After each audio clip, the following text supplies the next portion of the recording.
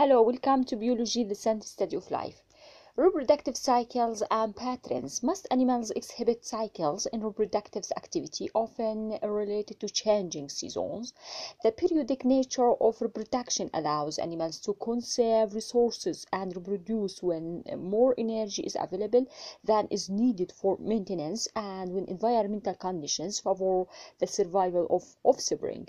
Use female sheep, for example, have 15-day reproductive cycles that generally occur during fall and early winter, ensuring that most lambs are born in the late winter or spring. Even animals that live in a relatively unvarying habitats, such as the tropics or the ocean, generally reproduce only at certain times of the year. Reproductive cycles are controlled by a combination of hormonal and environmental cues, the latter including seasonal temperature, rainfall, length, and lunar cycles. Animals may reproduce exclusively asexual or sexually, or they may alternate between the two modes. In Aphides, rotifers, and the freshwater crustacean, Daphnia, a female can produce eggs of two types depending on environmental conditions. One type of egg is fertilized, but the other type develops by parthenogenesis, a process in which an egg develops without being fertilized. Haploid adults arising from parthenogenesis produce eggs without meiosis.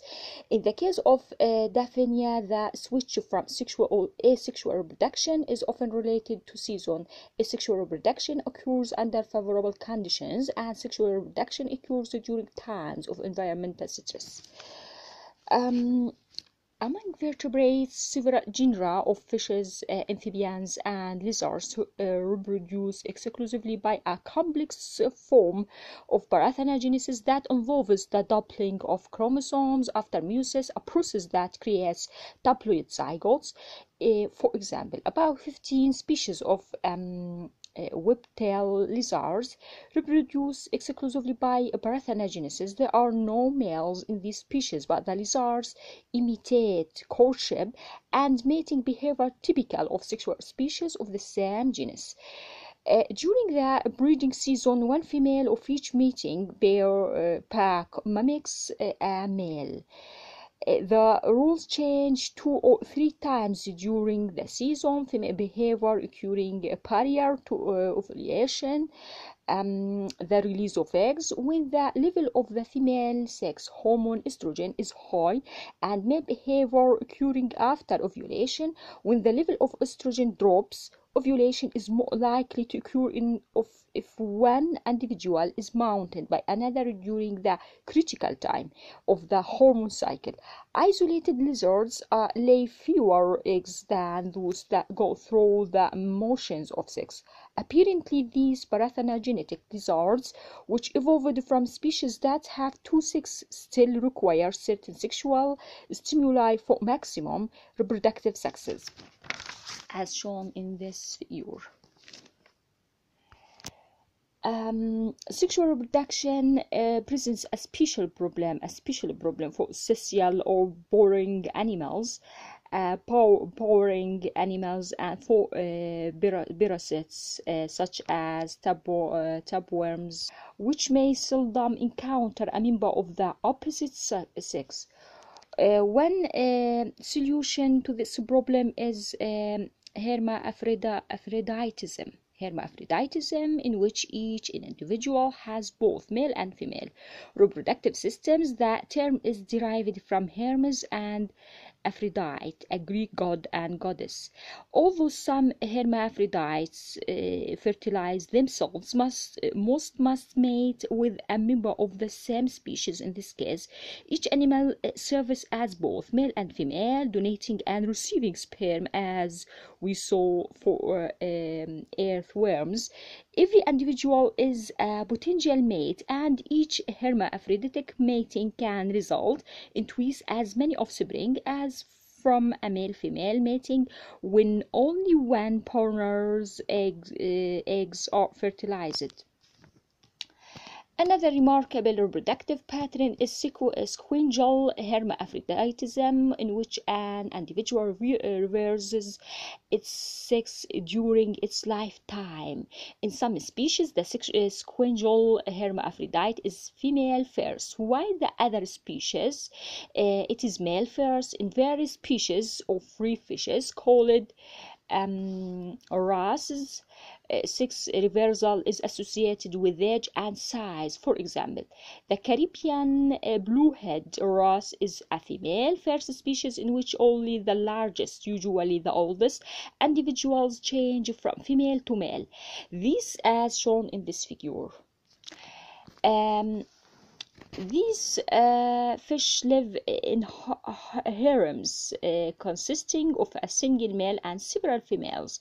If a male dies or is removed in an experiment, the largest female in the harem becomes the new male. Within a week, the transformed individual is producing sperm instead of eggs. In this species, the male defends the harem against intruders, and those larger size may give a greater reproductive advantage to males than it does to females.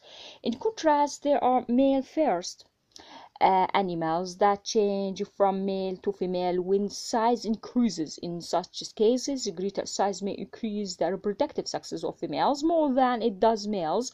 For example, the production of huge numbers of gametes is an important asset for sedentary animals such as oysters that release their gametes into the surrounding water. Larger females tend to produce more eggs than smaller ones, and species of oyster that are sequential hermaphrodites and generally male first. The diverse reproductive cycles and patterns we observe in the animal kingdom are adaptations that have evolved by natural selection.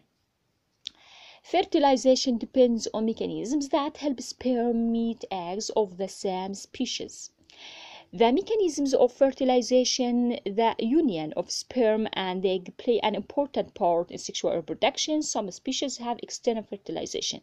Eggs are released by the female into a wet environment where they are fertilized by the male. Other species as shown in this figure. Other species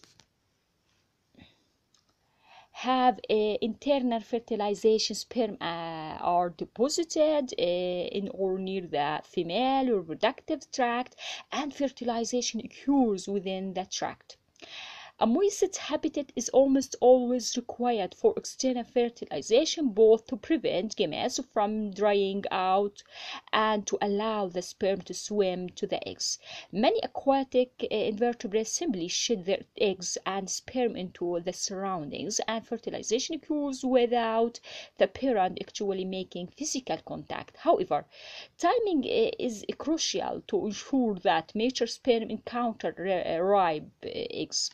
For species that use external fertilization, environmental cues such as temperature or the length may cause a whole population to release gametes at once, or chemical signals from one individual releasing gametes but may trigger gamete release in others. Alternatively, individuals may exhibit specific mating behaviors leading to the fertilization of the eggs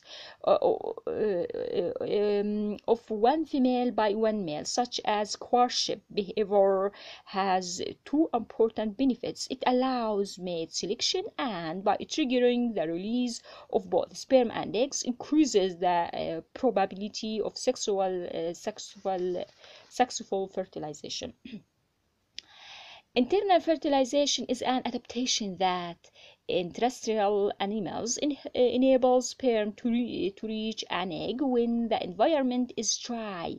It requires cooperative behavior that leads to copulation in some cases, and characteristic sexual behavior is eliminated by natural selection in a direct manner. For example, female spiders may eat males that fail to give or respond to specific signals during mating. Antenatal fertilization requires reproductive systems with structural adaptations, including copulatory organs that deliver sperm and receptacles for storage and transport to ribes. However, fertilization occurs the mating animals and make use of pheromones. Pheromones, chemical signals released by one organism that influence the physiology and or behavior of other individuals of the same species. Pheromones are small volatile or water soluble molecules that disperse into the environment and, like hormones, are active in minute amounts. Many pheromones